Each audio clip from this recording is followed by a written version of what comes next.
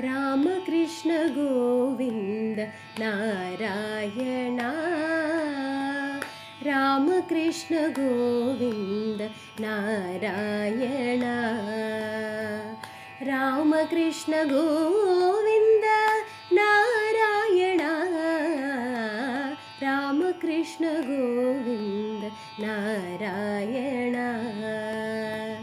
రామకృష్ణాయని ప్రేమతో పిలిచిన, రామకృష్ణాయని ప్రేమతో పిలిచిన, మోమైన చూపవేమి నారాయణ,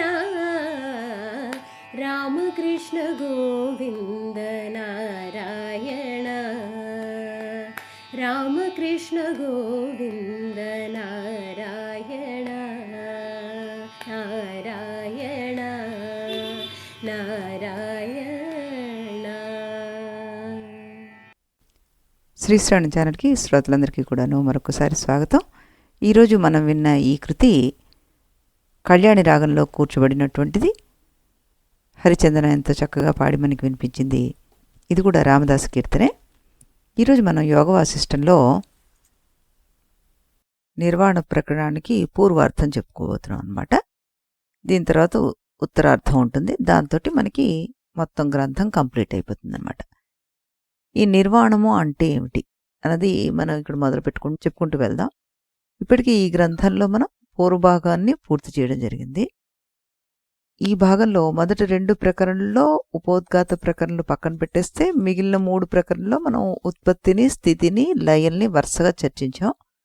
ఆ లయం అయిపోయిన తర్వాత జగత్తు గురించి చర్చించేందుకు ఏముంటుంది, ఇంకా ఇలా ఆలోచిస్తే విషయ విన్యాసపరంగా చూస్తే గనక మనకి ఉత్పత్తి స్థితి ప్రకరణలో సిద్ధాంతాన్ని గురించి బాగా చర్చ చేసాం అక్కడ. ఆ పైన ప్రకరణానికి లయ ప్రకరణం అని కాకుండా మనం ఉపశమ ప్రకరణం అని పేరు పెట్టాం. దానిలో చిత్తం ఉపశమించేందుకు కావలసిన సాధనోపాయాన్ని విస్తారంగా చెప్పుకున్నాం మనం. ఈ దృష్టితో చూసిన మనకి ఈ సిద్ధాంత భాగం అయిపోయినట్టే, సాధనా భాగం అయిపోయినట్టే. మరి ఇంక మిగిలింది ఏంటి? సాధనా భాగమైన ఉపశమన ప్రకరణలో వశిష్ఠ మహర్షి మోక్ష సాధన సామగ్రిలో ప్రణవోపాసానికి పెద్దపీట వేశారు. ఆ ప్రణవంలో మనకి అకార, ఉకార, మకార, అర్థమాత్రలనే 4 భాగాలుంటాయన్నారు. అందులో అకారం ఉత్పత్తి స్థానీయం అని, ఉకారము స్థితి స్థానీయం అని, మకారము ఉపశమన స్థానీయం అని, మిగిలిన అర్థ భాగం మాత్రం నాదరూపంగా ఉంటుందని ప్రణవోపాసకులైన సాంప్రదాయవేత్తలు చెప్తూ ఉన్నారు అని చెప్పారు. ఈ దృష్టితో చూసినప్పుడు మాత్రం ఇప్పటికీ అకార, ఉకార, మకార స్థానీయాలైన ఉత్పత్తి, స్థితి, ఉపశమన ప్రకరణలు గడిచినట్టుగానే ఉన్నాయి మనకి. అర్థమాత్ర స్థానీయమైన ప్రకరణ మనకి ఇప్పుడు రావాల్సిందనమాట.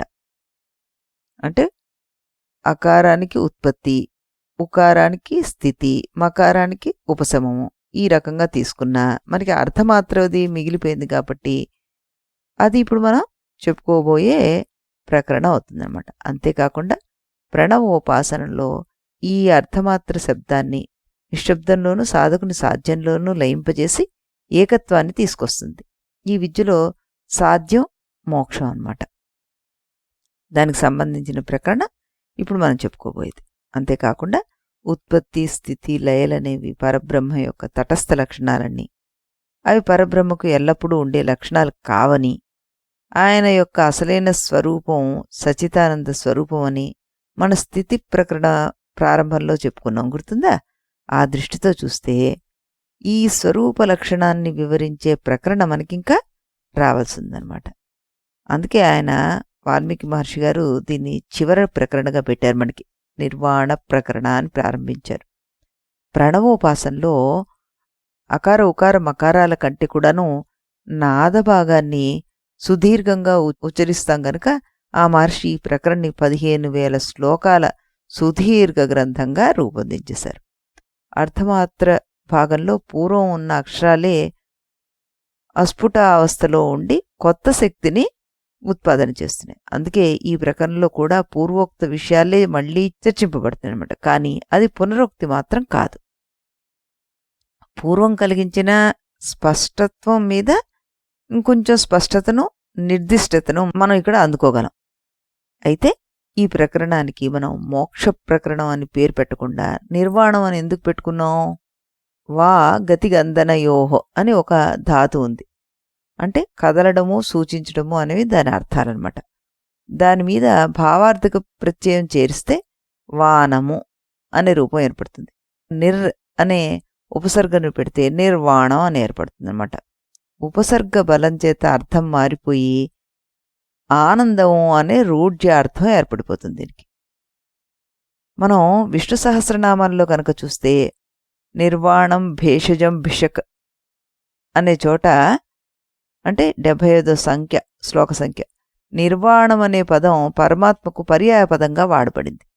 అక్కడ శ్రీ శంకర భగవత్పాదుల భాష్యంలో సర్వదుఃఖోపశమన లక్షణం పరమానంద రూపము నిర్వాణము అని రాశారు.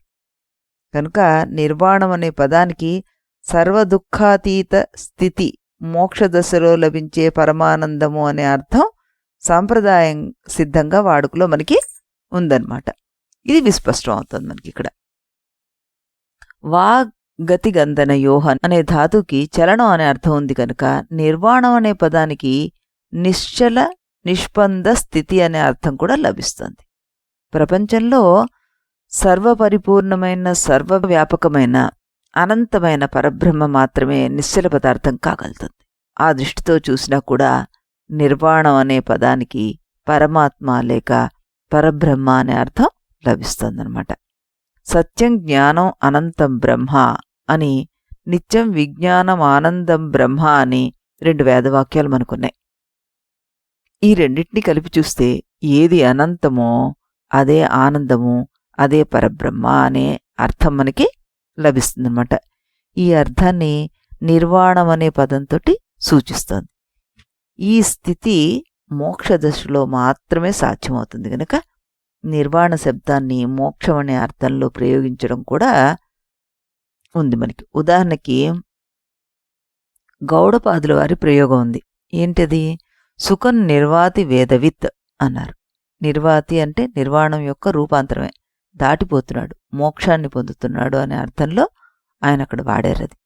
కనుకే పరబ్రహ్మ యొక్క స్వరూప లక్షణాన్ని, సాధనాల యొక్క పర్యవసానమైన సాధ్యస్వరూపాన్ని, ప్రణవోపాసనంలో అర్థమాత్ర స్వరూపం లయించే స్థానాన్ని, వేదాంత గ్రంథాలు ప్రతిపాదించే మోక్షాన్ని అన్నిటినీ కలుపుకొని మహాకవి వాల్మీకి ఈ ప్రకరణకి నిర్వాణ ప్రకరణం అని పేరు పెట్టారన్నమాట. ఈ విధంగా తటస్థ లక్షణాల ద్వారా దేన్ని ప్రతిపాదించారో ఆ తత్వాన్ని స్వరూప లక్షణాదుల ద్వారా మళ్లీ ప్రతిపాదించబోతున్నారు కనుక ఈ ప్రకరణలో సర్వసామాన్యంగా అన్ని పునరుక్తులే ఉంటాయన్నమాట. కానీ వాల్మీకి వశిష్ఠుల వారి గొప్పతనం ఏమిటంటే పునరుక్తిని ఎక్కడా పునరుక్తిలాగా కనబడనీయలేదు మనకి. అంటే చాలా సందర్భాల్లో శ్రీరాముడు ప్రశ్న వేసేటప్పుడు ఈ విషయాన్ని మీరు పూర్వం ఒకసారి చెప్పారు, అయినా మళ్ళీ మరోసారి చెప్పండి అని అడుగుతాడు. కొన్ని చోట్ల వశిష్ఠ మహర్షి, రామా ఈ విషయం పూర్వమే చెప్పాను కదా, అయినా మళ్ళీ చెప్తున్నాను విను, జాగ్రత్తగా విను, ఎందుకంటే వేదాంత విషయం చాలా గహనమైంది, అనేక కోణాల్లోంచి మళ్ళీ మళ్ళీ పరిశీలిస్తే గాని విషయం గట్టిపడదు అంటూ ఉంటారు. ఇలా అంటూ ఆ మహర్షి ఈ ప్రకరణని 15,000 శ్లోకాల దాకా పెంచడం మాత్రమే కాక ఆ భాగాన్ని మళ్లీ పూర్వార్ధ ఉత్తరార్ధాలనే 2 భాగాలు కూడా చేశారు. సమాధి యోగం ద్వారా ఆత్మసాక్షాత్కార రూపమైన పరమ విశ్రాంతిని అందుకునేదాకా అనుసరించవలసిన సోపాన పరంపరను పూర్వార్థంగానూ, ఆ దశ నుంచి మళ్లీ ఉత్థానం కలిగించేలాంటి చిత్తాన్ని మళ్లీ ఆత్మసమాధిలోకి ప్రవేశపెట్టి ఆ స్థితి శాశ్వతంగా నిలిచిపోయేట్టుగా చేసుకోవడానికి కావలసిన సోపాన పరంపరను ఉత్తరార్థంగా ఈ మహర్షి మనకి ఏర్పాటు చేసి ఇచ్చారనమాట. ఈ 2 భాగాల్లో ప్రతి చోట మనలాంటి వారికి ఒక గట్టి పరీక్ష ఎదురవుతుంది. అదేంటంటే ఈ విషయాన్ని పూర్వం ఏ ప్రకరణలో, ఏ సందర్భంలో, ఏ రకమైన పద్ధతిలో ప్రతిపాదించారో ఒకసారి వెనక్కి వెళ్ళి జాగ్రత్తగా చూసుకోవాల్సి వస్తుంది. దాని మీద ఇప్పుడు ఈ ప్రతిపాదనలు ఏమేం మార్పులు చేస్తున్నారో, ఆ మార్పుల వల్ల ఏ మెరుగుదల సాధిస్తున్నారో శ్రద్ధగా గమనించాల్సి కూడా ఉంటుంది మనం. అప్పుడే ఈ పఠన సార్థకం అవుతుందన్నమాట మనకి. ఉపశమ ప్రకరణలో ప్రారంభంలో వశిష్ఠ మహర్షి మధ్యాహ్న సమయానికే సభ చాలించి మిగిలిన సమయాన్ని శ్రోతలంతా మననం చేసుకోవడం కోసం అని వదిలిపెట్టానని, శ్రీరాముడు రాత్రంతా నిద్రపోకుండా వశిష్ఠోపదేశాన్ని అదే క్రమంలో గుర్తు తెచ్చుకుని మననం చేశాడని చెప్పారు. అలాగే ఆ సమయంలో అటు వశిష్ఠుడు రాముడు ఆచరించిన ఆహ్నిక అనుష్ఠానాలను గురించి కూడాను వివరించారు ఆయన. ఇప్పుడు ఈ చెప్పుకోబోయే ప్రకరణ కూడా ఇంచుమించు ఇలాంటి సన్నివేశంతోనే ప్రారంభమవుతుంది. అయితే వశిష్ఠ మహర్షి ఇక్కడ సభను సాయంకాలం ఆపాడు. అనుష్ఠానాదులన్నీ అయ్యాక మర్నాడు ఉదయం అందరూ సమావేశం అయ్యారు. సభ ప్రారంభం కాగానే మహర్షి, నేను చెప్పిందంతా మననం చేసుకున్నావా అంటూ ప్రారంభిస్తారు. ఆయనే మళ్ళీ మరోసారి తాను చెప్పిన దానికి సంగ్రహ సింహావలోకనం చేశారనమాట. ఆ సింహావలోకనంలో మెరుపులు మెరిపించారు ఆయన. ఉదాహరణకి, జీవన్ముక్త మహాత్మనః ఏ పరావరదర్శినః తేషాం ఏ చిత్త పదవీ సా సత్వమితి కథ్యతే జీవన్ముక్త శరీరేషు వాసనా వ్యవహారిణి నా చిత్తనామ్ని భవతి సాహి సత్వపదం గత అన్నారు. అంటే రామా, మానవుడు సాధనలు చేసి జీవించి ఉండగానే చిత్తాన్ని ఉపశమింపజేసి జీవన్ముక్తుడు అవ్వాలి. పరమాత్మ దర్శనం చెయ్యాలి. మహాత్ముడు కావాలి. అలాంటి జీవన్ముక్త దశలో కూడా కొంత వ్యవహారం ఉంటుందయ్యా. వ్యవహారం ఉంది అంటే చిత్తం మిగిలి ఉన్నట్లు కదా అని అంటావేమో. అప్పటి చిత్తం ఎలా ఉంటుందంటే, శరత్కాలం వచ్చి వరదలు తగ్గాక లంక మీద అలల గుర్తుల్లాగా ఉంటాయి. ఇవి ఇసుకలో అలల్లాగానే కనిపిస్తాయి, కానీ అవి నిజమైన అలలా? అలాంటిదే వీరి చిత్తం కూడా అన్నమాట. అందుకే జీవన్ముక్తుల యొక్క చిత్తానికి చిత్తం అనే పేరు పోయి సత్వం అన్న పేరు వచ్చింది. ఇంతకీ చిత్తం అంటే ఏమిటి? వ్యవహారాలు చేసే వాసనల మూట పేరే చిత్తం. మళ్ళీ చెప్తున్నాను విను. వ్యవహారాలు చేసేవారిలో ఉండే వాసన పేరు చిత్తము. విజ్ఞులైన వారి దగ్గర మిగిలి ఉన్న వాసనాశేషం పేరు సత్వము అంటూ పునరుక్తిగా చెప్పారాయన. ఈ విషయం పూర్వం చెప్పిందే ఆయన.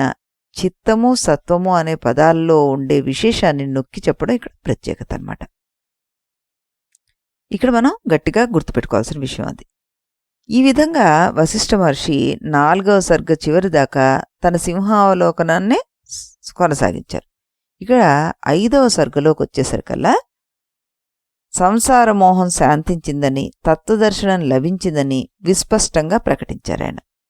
అనుభవవశతో హృదబ్జకోశే స్ఫుటమలితాం సముపాగతేన నాథః తవ వర వచసేహ వీతశోకం చిరముదితాం చ దశాం గతోస్మి అన్నారు. గురుదేవా, మీ వాకులు నా హృదయంలో కమలం మీద తుమ్మెదల్లాగా అతుక్కుపోయాయి. దీనివల్ల నాకు దుఃఖాతీతమైన సుస్థిరమైన ఒకానొక దశ అనుభవంలోకి వచ్చింది. ఆ దశ చిరముదితాం అంటే శాశ్వత ఆనంద రూపం అన్నమాట. ఇలాంటి దశ అనుభవవశత నా అనుభవంలోకి వచ్చింది అంటూ విస్పష్టంగా ప్రకటించారాయన. ఇది మనకి ఈ సర్గలో చివరి శ్లోకం అన్నమాట. ఇక 6వ సర్గతోటి ఈ ప్రకరణ నిజంగా మనకి ప్రారంభం చేస్తున్నారు.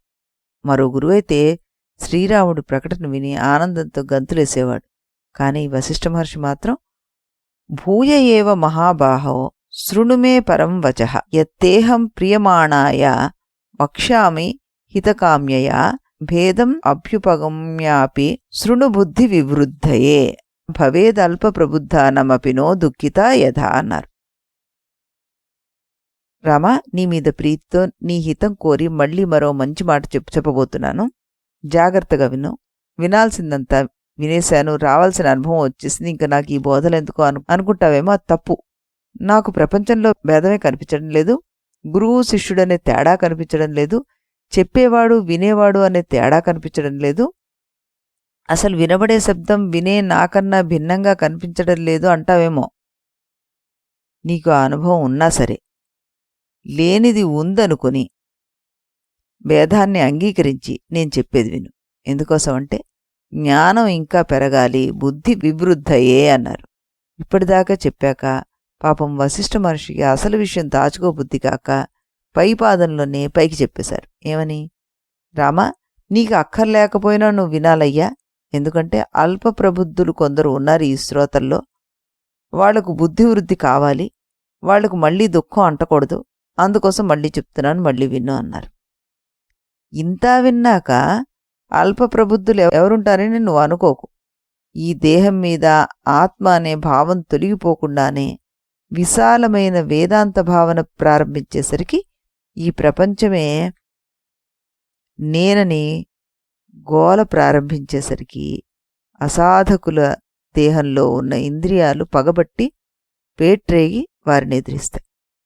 దీనికి భిన్నంగా దేహం మీద ఆత్మభావనను పూర్తిగా తొలగించుకొని అప్పుడు విశాల బ్రహ్మభావన చేసేవాడికి తన శరీరంలో ఉన్న ఇంద్రియాలు ఆప్తమిత్రులే సహకారం చేస్తాయి. అందువల్ల మధ్యమాధికారి అయిన వాడు ఉపదేశ శ్రవణం వల్ల జ్ఞానం కలిగిన తరువాత కూడా అనుక్షణం శ్రవణ మననాలను కొనసాగిస్తూనే ఉండాలి.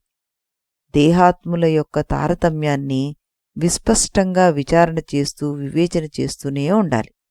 ఇలా ప్రారంభించిన వశిష్ఠ మహర్షి 7-8 సర్గలు రెండిట్లోనూ దేహం యొక్క దృశ్య జగత్తు యొక్క అల్పత్వాన్ని, నిరర్ధకత్వాన్ని, అసత్యత్వాన్ని విస్తారంగా ప్రతిపాదించారన్నమాట. అలా ప్రతిపాదిస్తూ 18వ సర్గ చివరికి వస్తుండగా ఆయన మాట అన్నారు. ఏమని?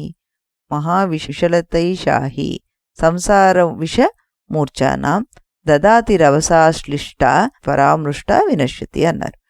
రామ, ఈ అజ్ఞానం ఒక వింత విషలత. దాన్ని పట్టుకుంటే సంసారం అనే విషయం వ్యాపిస్తుంది.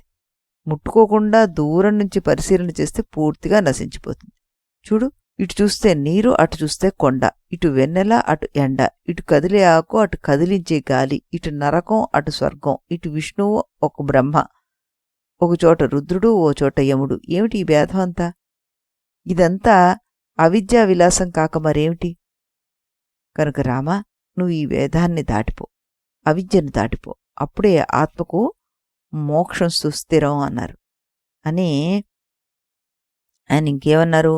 యత్కించనాంగ భువనేషు మహామహిమ్నా వ్యాప్తం జరతృణలవత్వం ఉపాగతం వా దృశ్యం స్ఫురన్నను హరాద్యపి తామ విద్యాం విద్ధిక్షయాయ తదాతీతయాత్మలాభ అన్నారు.